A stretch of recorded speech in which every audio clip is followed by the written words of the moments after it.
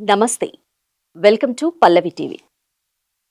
మనకున్నటువంటి ఎన్నో ఆధ్యాత్మిక సందేహాల గురించి ప్రముఖ జ్యోతిష్య పండితులు, పంచాంగకర్త అయిన బీజుమళ్ళ బిందు మాధవ శర్మ గారు మనతో ఉన్నారు. నమస్తే శర్మ గారు. నమస్కారమ్మా. బాగున్నారా? బాగున్నాను. శర్మ గారు, అసలు పంచాంగం అంటే ఏంటి? అలాగే ఇప్పుడున్న టెక్నాలజీలో సైన్స్ అండ్ టెక్నాలజీ ఎంతో అభివృద్ధి చెందింది. ఈ జ్యోతిష్య శాస్త్రం నమ్మొచ్చా? ఇట్లాంటి సందేహాల గురించి నివృత్తి ఇప్పుడు మనం ఈ ఎపిసోడ్లో తెలుసుకుందాం. అమ్మా. శర్మ గారు, అసలు మీరు ఏం చదువుకున్నారు? ఎక్కడి నుంచి వచ్చారు? మీది 11వ తరం. అవునమ్మా. అసలు మీకు దీనిపై ఆసక్తి ఎలా కలిగింది? ఇలాంటి చిన్న సందేహాలు మా పల్లవి టీవీకి తెలియజేయండి. తప్పకుండా. ముందుగా పల్లవి ఛానల్ ప్రేక్షకులకి అభివందనాలు. మేము బిజుమళ్ళ సూర్యనారాయణ శర్మ సిద్ధాంతి గారి ఆఖరి అంటే కనిష్ట కుమారుణ్ణి. ముగ్గురు సంతానం. నేను మూడోవాణ్ణి. నాకు గర్భాష్టమంలోనే ఉపనయనం చేసి ఆ తర్వాత వేద పాఠశాలకి పంపించడం జరిగింది. ఆర్ వెంకట్రామ ఘనాపాటి గారిని ఇప్పుడు సుప్రసిద్ధమైన హైదరాబాద్లో వేద భవన్ అని ఈ రోజున మనం గుర్తుపడతాము. అందులో మేము ఫస్ట్ బ్యాచ్ వాళ్ళం. అక్కడ గురుగారి దగ్గర అశీతిద్వయం అని 82 పన్నాలు పూర్తి చేసుకొని ఆ తర్వాత నాన్నగారి దగ్గరే శిష్యరికం చేస్తూ జ్యోతిష్యము మరియు సిద్ధాంతం నేర్చుకోవటం జరిగింది. అలాగే ఈ బిజుమళ్ళ పరంపరలో మీరన్నట్టుగా 11వ తరం నడుస్తోంది. అదృష్టవశాత్తు మా నాన్నగారిని అలాగే నాకు బాబాయిలు కూడా 8 మంది. వాళ్ళందరూ కూడా ఇదే వైదికంలో ఇదే పురోహిత భాగంలో ఉండటం, వాళ్ళని చూస్తూ పెరగటం వల్ల ఎందుకో ఆ భగవంతుడి మీద, ఆ ఆధ్యాత్మికం మీద, ఈ జ్యోతిష్యం మీద ఇష్టం కలిగింది. మా నాన్నగారు కూడా దాన్ని సంతోషంగా స్వీకరించి తద్వారా వేదం తర్వాత జ్యోతిష్యం నేర్చుకోవాలనే సంకల్పంతో మొదట వేద పాఠశాలలో వేసి ఆ తర్వాత జ్యోతిష్యం సిద్ధాంతం నేర్పడం జరిగింది. జ్యోతిష్య శాస్త్రమేనా సార్ మీరు, శర్మ గారు? మీరు ఇంకా నార్మల్గా ఇప్పుడు school, college, MEd, PA, degree అలాంటివి ఏమైనా చదివారా? వాస్తవంగా నేను అవన్నీ చేయలేదమ్మా. కేవలం జ్యోతిష్యము, సిద్ధాంతము, వేదము ఈ శాస్త్ర పరిజ్ఞానమే తప్ప ఈ లౌకిక చదువులు నేను 4వ తరగతి వరకే చదివి ఆ తర్వాత 7వ తరగతి ప్రైవేట్గా రాశాను. ఆ తర్వాత ఇంకా నాన్నగారి ఈ శిష్యరికంలో తర్వాత నాన్నగారు కాలం చేయటం, ఆ బాధ్యతలు తీసుకొని ఆ పరంపరను కొనసాగిస్తాను. ఓకే. ఇప్పుడు జ్యోతిష్యం నమ్మచ్చా అని ఒక ప్రశ్న అడిగారు. ఇది శాస్త్రం కాబట్టి ఖచ్చితంగా నమ్మాల్సిందే. ఎందుచేతంటే దీంట్లో లాభాపేక్షలు అనేవి ఉండవు.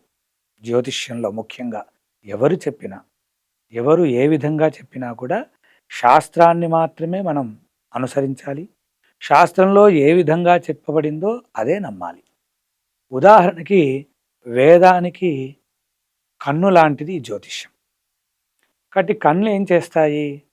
ఉన్న దారిని చూపిస్తుంది, కొత్త దారి వేయదు. అది గ్రహించాలి మనం.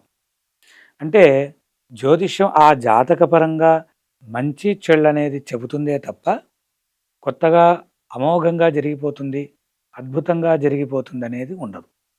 ఇది ఫస్ట్ గ్రహించాలి మనం అందరం కూడా. ఇదేమిటి భవిష్యత్ అనేది తెలుసుకోవడానికి ఈ జ్యోతిష్యం ఉపయోగపడుతుంది. అలాగే సైన్స్ ఇంత ఆధునికంగా పెరిగినప్పటికీ కూడా కొన్ని విశేషాలు మనం అందులో చూసే నిర్ధారణ చేయగలుగుతాం. ఉదాహరణకి జ్యోతిష్యపరంగా, సిద్ధాంతపరంగా వచ్చినప్పుడు ఈ తిథులు కానీ, నక్షత్రాలు కానీ మనం కింద కూర్చొని గణిస్తున్నాం కదా, ఇది అనాదిగా వస్తోంది. కాబట్టి ఇది కూడా ఓ రకమైన సైన్సే, గణితమే. కేవలం ఏదో నోటి మాటగా చెప్పేది కాదు. లెక్కలు వేయాలి, దానికో పద్ధతి ఉంది. ఆ పద్ధతి ప్రకారంగానే మనం వెళ్ళాల్సి వస్తుంది. మ్యాథమెటిక్స్ ఎక్కువగా దీనికి గూఢీకరించబడి ఉంది. కాబట్టి సైన్స్ ఎలాగ ఉందో ఇది కూడా అలాగే. కానీ దీన్ని ఆసరాగా తీసుకొని అనవసరంగా లేదా వాళ్ళ ప్రత్యేకంగా చెప్పటం అనేది సాధ్యం కాదు. అలాంటివి నమ్మకూడదు. కొన్ని సందర్భాల్లో అవి గొప్పగా చెప్పవచ్చు, కొన్ని సందర్భాల్లో అది భయంకరంగానూ చెప్పవచ్చు. కాబట్టి అలా శాస్త్రం ఎప్పుడు కూడా భయంకరాన్నిగా చెప్పదు. ఎందుకంటే సత్యం బ్రూయాత్ ప్రియం బ్రూయాత్ నబ్రూయాత్ సత్యం అప్రియం ప్రియంచ నానృతం బ్రూయాత్ ఏషధర్మ సనాతన. మన సనాతన ధర్మం ఏం చెబుతుందంటే సత్యాన్ని చెప్పాలి, ఆ సత్యాన్ని కూడా ప్రియంగా చెప్పాలి. అంటే దాని ఉద్దేశము, ఉదాహరణకి ఏదో 4 రోజుల్లో జ్వరం వస్తుంది కాబట్టి దాన్ని జ్వరం వస్తుంది నీకు అని అంటే విన్న వాళ్ళకి కంగారు పుడుతుంది. ఎలాంటి జ్వరం వస్తుంది, ఏమవుతుంది, ఆయుష్ ఉందా లేదా, ఇలాంటి భయం వస్తుంది. అలా కాకుండా చెప్పే విధానంలో ప్రియంగా చెప్పమన్నారు. అంటే ఈ 4 రోజుల్లో కాస్త బాలేదయ్యా, కాస్త జాగ్రత్తగా ఉండు, నీకు నమ్మిన దైవాన్ని నమస్కరించుకో, ప్రార్థన చేసుకో, ఇంట్లోనే ఉండు, బయటికి వెళ్ళకు, డ్రైవింగ్ చేయకు, ఇలా చెప్తారు. చెప్పే విధానం అంటే దాని అర్థం ఏంటి, ఏదో ప్రమాదం ఉంది అని. కానీ చెప్పడమే మీకు ఇది అయిపోతుంది అని అంటే ఆ భయంలోనే పొరపాట్లు జరగవచ్చు. ఎందుకంటే జ్యోతిష్యం అనేది దారి చూపిస్తుంది, దారిని వెయ్యదు అనేది గ్రహించాలి. కాబట్టి శాస్త్రాన్ని సైన్స్ని రెండూ పక్కపక్కకు పెట్టుకొని ఆధీనంగా వెళితే మాత్రం రెండింటికి రిజల్ట్ కనిపిస్తుంది. అలాంటివి నమ్మచ్చు. ఓకే గురుగారు, మనము ఇప్పుడు యూట్యూబ్స్ అనేవి ఇప్పుడు బాగా ట్రెండ్ అయిపోయింది. ప్రతి ఒక్క రోజు ఏదో ఒక విషయం గురించి, అది మంచి విషయమైనా చెడు విషయమైనా యూట్యూబ్లో అసలు ఎన్నడూ లేని రీతిగా ఇప్పుడు ఒక్కొక్కరు ఒక్కొక్క విధంగా అంటే ప్రజలను ప్రలోభ పెడుతున్నారు వాళ్ళ ఆ యొక్క సంఘటనల గురించి. ఇప్పుడు అమావాస్య అనుకోండి, నిన్న జరిగిన అమావాస్య గురించి, ఈరోజు మీరు బయటికి రాకండి, ఇట్లాంటి భయాలు, సందేహాలు, అసలు ప్రజలు ఎంతో ఆందోళన చెందుతున్నారు. దీన్ని ఇట్లాంటి జ్యోతిష్యం వచ్చిన వారు కానివ్వండి, రాని వారు కానివ్వండి, ఇట్లాంటి యూట్యూబ్ ఛానల్స్లో అప్లోడ్ చేసి ప్రజలను ఎంతో భయభ్రాంతులకు గురి చేస్తున్నారు. మళ్ళీ అలాగే వాళ్ళు డబ్బును కూడా తీసుకోవడం జరుగుతుంది. మిమ్మల్ని ఇవి మీకు ఈ పరిహారాలు, మీకు ఈ హోమాలు ఇలాంటివి చెప్పి పాపం అమాయకమైన ప్రజలని ఇట్లాంటి యూట్యూబ్ ఛానల్స్ ప్రసారం చేయడం వల్ల ప్రజలు చాలా నష్టపోతున్నారు. కానీ మీరు మాత్రం ఎటువంటి లాభాపేక్ష లేకుండా ప్రతి ఒక్కరికి జ్యోతిష్యం చెప్తున్నారని నేను విన్నాను, ఫ్రీగా. అసలు ఎలా సాధ్యం సార్ మీకు? అంటే దీనికి కారణం కూడా మా గురువులనే చెప్పుకోవాలి. ఎందుకంటే మేము చిన్న పిల్లలం కాబట్టి చిన్న పిల్లల్లో మేము కూడా ఆట, అల్లరి ఇవన్నీ చేసేవాళ్ళమే. కానీ ఒక వయసు వస్తున్న కొద్దీ, వయసు పెరుగుతున్న కొద్దీ గురువులు చెప్తూ ఉంటారు. మమ్మల్ని ఇప్పటికీ కూడా గురువులు పర్యవేక్షిస్తూనే ఉంటారు. తద్వారా ఏమవుతుంది అంటే వాళ్ళు ఎప్పుడూ కూడా దాని మీద వ్యామోహం పెంచుకోలేదు, డబ్బు మీద. ఎందుచేతంటే విద్యాధనం సర్వధన ప్రధానం అని చెప్పారు. విద్య అనే ధనం ఉన్నట్టయితే అడవిలో ఉన్నా కూడా బతకగలుగుతాం. అది ఎలాంటి విద్య అయినా కావచ్చు, కేవలం ఇదే విద్య అని చెప్పడానికి లేదు. 64 విద్యలు ఉన్నాయి కాబట్టి ఏ విద్య అయినా కావచ్చు. అలాగే మేమందరం కూడా ఇవాల్టికి కూడా వేదం ఎవరు నేర్చుకున్నా, శాస్త్రం ఎవరు నేర్చుకున్నా కూడా ఉచితంగానే నేర్పుతారు. నేనొక్కరినే కాదు, నా గురువులు కావచ్చు, లేదా ప్రపంచంలో ఉన్న వేద పండితులు కావచ్చు, ఉచితంగానే నేర్పిస్తారు జ్యోతిష శాస్త్రంతో సహా. కొంతమంది అంటే 100% ఉండకపోవచ్చు, కానీ 99 మంది ఉచితంగానే నేర్పారు, నేర్పుతున్నారు, రాబోయే కాలంలో కూడా నేర్పుతారు. అందులో భాగంలో నేను నా చిన్న ఏమంటారు, నా సమయాన్ని మోక్షం కోసం కాంక్షించి ఆ సమయాన్ని అలా వెచ్చించుకున్నాను. ఉదయం పూట జ్యోతిష్యం చెబుతాము, సాయంత్రం పూట పాఠాలు చెబుతాము. తద్వారా స్వామి కార్యం స్వకార్యం. ఇక డబ్బు అంటారా, ఈ ఆధ్యాత్మిక చదువుకి సంబంధం భగవంతుడు. అలాంటి విద్యలో ఉన్న వాళ్ళమే డబ్బు మీద వ్యామోహపడితే అర్థం లేదని మా గురువులు చెప్పారు. కాబట్టి గురువుల యొక్క పాదాలు కానీ, మనం అనుష్ఠించే దేవతల పాదాలు కానీ పట్టుకోవాలే తప్ప కేవలం ఖర్చులున్నాయి లేదా భవిష్యత్తులో ఈ ఇబ్బంది ఉంది అని కృంగిపోతే నా దగ్గర విద్య లేదని ఒప్పుకోవటం జరుగుతుంది. నా గురువుల్ని అవమానం చేసినట్టే అవుతుంది. ఎందుకంటే వాళ్ళు ఉచితంగా నేర్పినప్పుడు నేను ఉచితంగానే కదా నేర్పాలి. వ్యాపార బుద్ధి వచ్చినప్పుడే లాభ నష్టాలనేవి వస్తాయి. ఇది లాభము, ఇది నష్టమని. ఆ ఆశే లేకపోతే అన్ని లాభాలే కదా.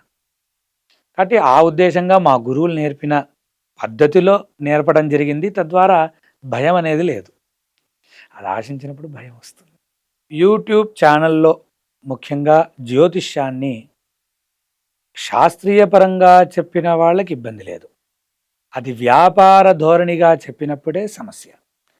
ఈ జనాలు కూడా దాన్ని ఎక్కువగా నమ్ముతున్నారు. ఎందుకంటే తెలియదు పాపం. అలాంటి పదార్థం ఉందా లేదా అనే విచక్షణ వాళ్ళకి తెలియకపోవచ్చు. లేదా వాళ్ళ ఇంట్లో పెద్దవాళ్ళు చెప్పకపోవచ్చు. వాళ్ళకంటూ ఒక పురోహితులు కానీ జ్యోతిష్యులు కానీ లేనప్పుడు అలా యూట్యూబ్ ఛానల్స్ని లేదా ఇతరత్ర ఎక్కడో ఒక చోటకు వెళ్ళటం వాళ్ళని నమ్మాల్సి వస్తుంది. అలా కాకుండా వాళ్ళింటి సాంప్రదాయాన్ని తెలిసిన వాళ్ళ దగ్గరికి వెళ్ళడం, అలాంటి గురువుల దగ్గర నేర్చుకున్న వాళ్ళ దగ్గరికి వెళ్ళడం ఉత్తమం. ఎందుకంటే ఏ గురువు దగ్గరైతే నేర్చుకుంటారో వాళ్ళు వ్యాపారంగా సాధ్యమైనంత వరకు చేయరు. ఎందుకంటే ఒక మంచి గురువు ఎప్పుడు కూడా విద్యని పెంపొందించుకోమనే చెబుతారు తప్ప డబ్బు సంపాదించు, డబ్బునే సంపాదించు అని చెప్పరు. కాబట్టి చూసే వాళ్ళందరూ అది గ్రహించాలి. ఆ గురు పరంపర ఏమిటో తెలుసుకోవాలి. అలాగే ఉంది కదా అని చెప్పి ప్రతిదానికి జ్యోతిష్యాన్ని ముడిపెట్టకూడదు. దీనికి ఏం చెబుతారంటే భగవంతుడు 70% ఇస్తాడు అనుగ్రహాన్ని మనందరికీ ఇస్తారు. 30% మానవ ప్రయత్నం చేయమన్నారు. అంటే గుడి ముందు కూర్చొని నేను రోజు అర్చన చేస్తాను అని అంటే నాకు భోజనం వసతి వస్తుంది, కానీ భోజనం నేనే చేయాలి. నా కళ్ళ ముందు పప్పు, అన్నము, కూర వస్తుంది, కానీ అది కలుపుకొని నేనే స్వీకరించాలి. దేవుడు మనకి స్వీకరింపడానికి గోరుముద్దలు పెట్టడు. ఎందుకు అంటే అది పెడితే అలసైపోతాడు. ఒక వాక్యం ఉంది, ఉచితంగా ఏది చేసినా వ్యర్థమే అని. అంటే ఫ్రీగా చేస్తుంటే అలసైపోతాడు భగవంతుడు. అందుకని ఆయన 70% ఇస్తాడు, 30% మనం చేయాలి. అలాగే జ్యోతిష్యాన్ని కూడా 60-70% వరకు ఆలోచించచ్చే తప్ప 100% అదే తుమ్మినా దగ్గినా ఈరోజు మంచి రోజా, ఈరోజు చెడు రోజా అని భావన చేస్తున్నాం. అలా కాదు, శాస్త్రంలో దానికి ఎంతవరకు చెప్పారో అంతవరకే చూడాలి. ముఖ్యమైన ఘట్టాలకి, ముఖ్యమైన పదార్థాలకి, అలాగే ముఖ్యమైన నిర్ణయాలకి, అలాంటి వాటికి స్వీకరించి చేయాలి. అలా చేయనప్పుడు ఇబ్బంది అవుతుంది. అందుకని ఎవరు ఏది చెప్పినా వెంటనే నమ్మటం అనేది సమంజసం కాదు. ఆ పరంపరని గ్రహించాలి. మంచి గురువుల దగ్గరికి వెళ్ళాలి. ఆ యొక్క కుటుంబానికి సంబంధించిన తెలిసిన వ్యక్తులు పురోహితులు కాబట్టి, ముఖ్యంగా పూర్వకాలంలో జ్యోతిష్యుడి దగ్గరికి నేరుగా ఎవరూ రాకపోయేవారు. అంటే ఒక 15-20 ఏళ్ల క్రితం కూడా మా నాన్నగారి హయాం తర్వాత నా హయాంలో కూడా పురోహితులు వచ్చేవారు. పురోహితులు వచ్చే అడిగేవారు, ఏమండి మా యజమాని గారి జాతకం అండి, వారికి ఎలా ఉందండి అని వాళ్ళు తెలుసుకునేవారు. అంతేగాని డైరెక్ట్గా వచ్చి అయ్యా నా జాతకం ఎలా ఉంది అని అడిగేవారు చాలా అరుదు. ఈ 15 ఏళ్లుగా పెరిగింది, బాగా పెరిగింది. తద్వారా ప్రచారంలో కూడా, మాధ్యమంలో కూడా కనిపించడం వల్ల సునాయాసంగా అయిపోయి అందరూ కూడా వచ్చేస్తుంది కదా, అడగచ్చు కదా, సమాధానం వస్తుంది కదా. మీరన్నట్టు దాంట్లో కొన్ని మంచి విషయాలు రావచ్చు, కొన్ని భయంకరంగాను బాధకరంగాను రావచ్చు. ఆ విషయంలో జాగ్రత్త తీసుకోవాల్సిందే, తప్పదు. ఎందుకంటే ఉత్తమమైన స్థానానికి వెళ్ళాలి అంటే ఉత్తమమైన ఆలోచన ఉండాలి. అంతేగాని కేవలం నేను వెళ్తున్న స్థానం మంచిది కదా అంటే, ఇప్పుడు ఒక దేవస్థానానికో ఒక క్షేత్రానికో వెళ్తాం, క్షేత్రానికి వెళ్ళినంత మాత్రం చేత పుణ్యం రాదు. అందరం అనుకుంటాం అక్కడ వెళ్ళాం కదా, వెళ్ళేసి వచ్చాం కదా, ఫలానా క్షేత్రానికి వెళ్ళేసి వచ్చామని. ఎక్కడైతే మనస్సు భక్తి ఉంటుందో అప్పుడే ఫలితం అందుతుంది. అలా మనం ఆలోచించుకోవాలి. ఏ జ్యోతిష్యుడి దగ్గరికి వెళ్ళాలి, వెళ్ళకూడదు, వెళ్ళొచ్చా లేదా, అసలు ఎందుకు వెళ్ళాలి, వెళ్ళాల్సిన కారణం ఏమిటి, దాని తగ్గట్టుగా వెళ్తే తప్పకుండా అందరికీ మంచి సమాధానం అందుతుంది. కాబట్టి ఉత్తిగా చూసేసి మనసు పాడు చేసుకొని, అంటే దాని విషయం తెలియదు, అది మంచో చెడో తెలియదు, కానీ విన్నప్పుడు బాధ కలుగుతుంది, భయం కలుగుతుంది. ఇప్పుడు చెడు చెప్తారు, ఉదాహరణకి రాశి ఫలితాలలో వస్తుంది ఇది ఎక్కువగా. రాశి ఫలితాలు అడిగినప్పుడు అది అందరినీ ఉద్దేశించి చెప్పేది, కేవలం ఒక వ్యక్తిని ఉద్దేశించి చెప్పేది కాదు. అదే జాతకం ఉంది, వారికి మాత్రమే వర్తిస్తుంది. కవల పిల్లలు ఉంటారు, కానీ ఇద్దరికి ఒకేలాగా చూడ్డానికి కనిపిస్తుంది, కానీ డిగ్రీ నిమిషాల వ్యత్యాసం వల్ల ఈ అబ్బాయికి ఒకలాగా ఆ అబ్బాయికి ఒకలాగా అవుతుంది. కాబట్టి రాశి ఫలితాలు కొంతవరకు మనం సమంజసం చేసుకోవచ్చు, అర్థం చేసుకోవచ్చే తప్ప జాతక పరిశీలన చేయటమే ఉత్తమం.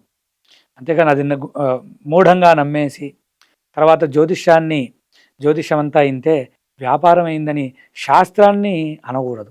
ఒక వ్యక్తి లోపం చేయవచ్చు కాక, కానీ శాస్త్రం శాస్త్రమే. కాబట్టి చూసేవాళ్ళు, ఎవరైతే ఆచరించే వాళ్ళు ఉన్నారో వాళ్ళు ఎవరి దగ్గరికి వెళ్ళాలని తనకు తానుగా ఆలోచించుకొని అడుగులు వేయాలి. నమ్మకపోయినా దోషం లేదు, కానీ నమ్మితే స్పష్టంగా నమ్మాలి. ఎక్కడ పడితే అక్కడికి వెళ్ళి నమ్మేస్తానంటే అది పాపం వాళ్ళకే నష్టం జరుగుతోంది, సమయము పోతుంది, మనసు దుఃఖపడిపోతాం, భయపడిపోతాం. తద్వారా ఈ ఆందోళన వల్ల ఏం జరుగుతుందంటే చెయ్యాలి అన్న సంకల్పం కోల్పోతారు, వాళ్ళు ఏం చెయ్యాలి అనే గమ్యాన్ని మర్చిపోతారు. అంటే అలా జాగ్రత్తలు తీసుకుంటే మంచిది. ఇప్పుడున్న ఆధునిక యుగంలో గురుజీ, మానవుడి యొక్క కష్టాలు చాలా ఎక్కువగా ఉన్నాయి. దానివల్లనే ఈ యొక్క అన్ని నమ్మడం అవునమ్మా. అంటే ఈ కష్టాల అవునమ్మా. వల్లనే అవునమ్మా. ప్రజలందరూ నమ్ముతున్నారు వీటిని. అవునమ్మా. అవునమ్మా. పరిహారాలు అంటున్నారు, ఇంకా ఏదేదో ఈ గుడికి వెళ్తే ఈ క్షేత్రాన్ని దర్శించండి, ఈ హోమాలు చేయండి, యజ్ఞాలు చేయండి అని చెప్తున్నారు. వాస్తవంగా ఒక మనిషి యొక్క జీవితంలో జ్యోతిష్య శాస్త్రం ఎంతవరకు నమ్మొచ్చు? వాస్తవం అయితే అది చెప్పాను కదమ్మా, ఒక 60-70% వరకు, అంటే ఒక కొలమానంగా చెబితే ఇంతే నమ్మాలని లేదు, కానీ ఉదాహరణకి ఒక 60-70% నమ్మవచ్చు. అంటే గురుజీ, ఇప్పుడు నేను మీ దగ్గరకు వచ్చాను, నా అవును. జాతకం మీకు ఇచ్చాను. అవునమ్మా. సో ఇది ఏంటి అనేది మీరు పరిశీలించి ఇది జరగబోతుంది అని అనేది మీరు కొంత క్లుప్తంగా నాకు చెప్తారు. అవునమ్మా. అది ఎంత శాతం? అంటే 60% వరకు. ఎందుచేతంటే అడిగే వాళ్ళకి శ్రద్ధ ఉండాలి, చెప్పే వాళ్ళకి శ్రద్ధ ఉండాలి. ఏదో నేను నేర్చుకున్నానని చెబితే కాదండి. కాబట్టి నాకు కూడా మీరు వేసిన ప్రశ్న టైంలో నాకు దాని పట్ల శ్రద్ధ ఉండాలి. ఈ చదువు ఆధ్యాత్మిక చదువులని పేరు. ఇవి మానసికమైనవి, మనసుకు సంబంధించినవి. ఒక చెడు జరుగుతుంది అని చెబితే అది జరుగుతుందో లేదో తెలియదు, కానీ ఆ విన్నప్పటి నుంచి చెడు మొదలైనట్టే లెక్క. ఆ భావం ఏర్పడుతుంది, భయం, బాధ, దుఃఖం ఏర్పడుతుంది. కాబట్టి ఇవన్నీ ఆధ్యాత్మిక చదువులు, మానసికమైన చదువులు. కాబట్టి శ్రద్ధ నాలో కూడా ఉండాలి. ఉదాహరణకి నేను చెబితే నేను కూడా శ్రద్ధగా చెప్పాలి. మూడవ కారణం, నేను అనుష్ఠానం చేయాలి. ఏదైతే ఉపదేశం చేశారో గురువులు లేదా తండ్రి ఉపదేశం చేస్తారు, ఆ ఉపదేశం చేసిన జపాన్ని అనుష్ఠానం చేస్తేనే వాక్సిద్ధి అనేది కలుగుతుంది. కొన్ని సందర్భాల్లో జ్యోతిష్యంలో గ్రహాలు అటు ఇటు ఉండవచ్చుగాక, అంటే ఉదాహరణకి చెడే అనుకుందాం, ఎందుకంటే చెడే కదా తట్టుకోలేం మనం. కాబట్టి చెడే ఉంది, కానీ ఆ జ్యోతిష్యులు ఎవరైతే అనుష్ఠాన పరులై వాళ్ళు ఆ వాక్శుద్ధి వల్ల ఏదైనా చెబితే ఖచ్చితంగా ఆ చెడు తప్పించుకొని మంచి జరిగే అవకాశాలు కూడా ఉంటాయి. ఎప్పుడు అంటే ఈ పద్ధతిలో గనక వెళ్తే, అంటే అటు అడిగేవాళ్ళు, అంటే కొంతమంది ఎగతాళిగా అడుగుతారు, చిన్న చూపుగా అడుగుతారు, ప్రశ్న వేస్తారు జ్యోతిషం పట్ల. అలా అని కోపం తెచ్చుకోకూడదు, ఎందుకంటే ఆయన అడిగారు, దానికి సరైన సమాధానం ఆ నేర్చుకున్న వాళ్ళు చెప్పాలి. అలాగే శ్రద్ధగా ఉండాలి. మూడోది అనుష్ఠానం, తద్వారా వాక్శుద్ధి. అప్పుడు మీరన్నట్టుగా ఆ 60 కూడా 100కి మారచ్చు. అది లేనప్పుడు మాత్రం 60-70% జరుగుతాయి. గురువుగారు, కరోనా టైంలో మీరు ఆన్లైన్లో జ్యోతిష్యం నేర్పించారని తెలిసింది.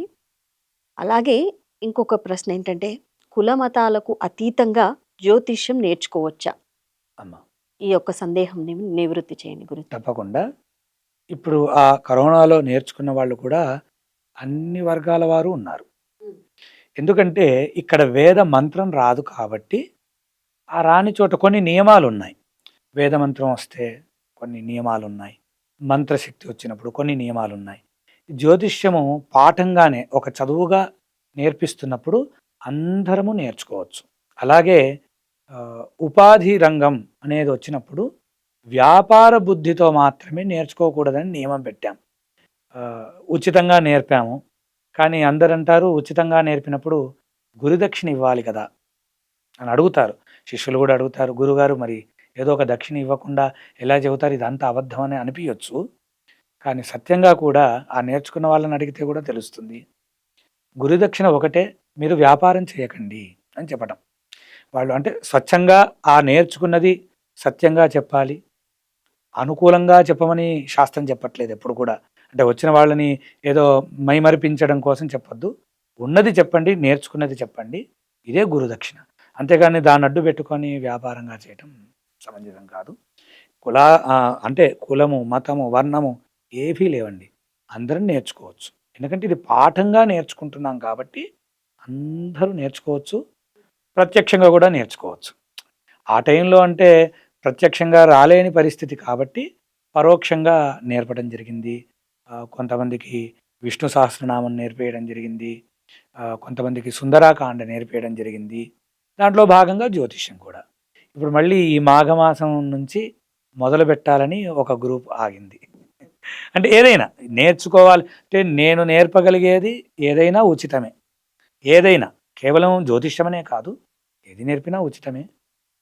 కాబట్టి దాంట్లో వర్ణం అనే పదార్థం లేదు. కరోనా టైంలో గురుజీ అసలు మీకు ఆన్‌లైన్‌లో జ్యోతిష్యం నేర్పించాలనే ఆలోచన ఎట్లొచ్చింది అసలు? అంటే పూర్వము 2008లో నేను సితారా ఛానల్‌లో జ్యోతిష్యం లైవ్ చెప్పాను నేను. అప్పుడు దాకా తెలుగులో లైవ్ ప్రోగ్రామ్ లేవు. ఓన్లీ రాశి ఫలితాలు రికార్డెడ్ ప్రోగ్రామ్‌లే ఉండేవి. అప్పుడు చెప్పేవాడిని. నేను మంగళవారము, అమావాస్య జ్యోతిష్యం చెప్పాను. నియమం ఇవాల్టికి కూడా. మంగళవారం నాడు గానీ, లేదా అమావాస్య నాడు గానీ నేను చూడను. పరంపరగా వస్తోంది ఇది గూడా. పరంపరగా వస్తుంది. ఆ రోజుల్లో వాళ్ళకి నేను ఆన్‌లైన్‌లో పంపేవాడిని. ఆ ఒక్క రోజు మాత్రం. మంగళవారం రికార్డెడ్ ఇది మాత్రం ఆన్‌లైన్‌లో సోమవారమో, ఆదివారమో చేసుకొని వెళ్ళిన రోజు వెళ్ళి చేసేవాడిని. లేదా ఆన్‌లైన్‌లో అప్పుడు ఈమెయిల్స్‌గా ఉండేది. తద్వారా పంపించేవాళ్ళని. ఈ కష్టకాలంలో ఎవరు తాకకూడదు, దూరంగా ఉండాలి అని ఎప్పుడైతే వచ్చిందో అది గుర్తొచ్చింది. అప్పుడు చేశాం గదా! మళ్ళీ చేయొచ్చు గదా! అంటే సితారా ఛానలే బలం అనుకోవాలి ఈ క్షణంలో. దానివల్ల ఈ యొక్క సేవకి ఇంకా బలం చేకూరింది. తద్వారా శిష్యులు గూడా నేర్చుకోవాలనే ఉత్సాహం. మూడో విషయం మనం మొదట్లోనే అనుకున్నాం డబ్బు అనే పదార్థం. మనిషి ఎప్పుడు కూడా మనీ మేక్స్ మెనీ థింగ్స్ అని అది ఎంతవరకు మంచిగా ఉపయోగపడుతుందో కానీ భయానికి మొట్టమొదటిలో ఉంటుంది. ఇంట్లో కూర్చొని ఖర్చు లేని పని కదా!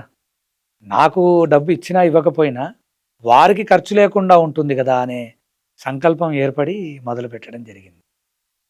మీకు తెలిసిన విద్యని ప్రజలందరితోని పంచుకోవడం జరిగింది.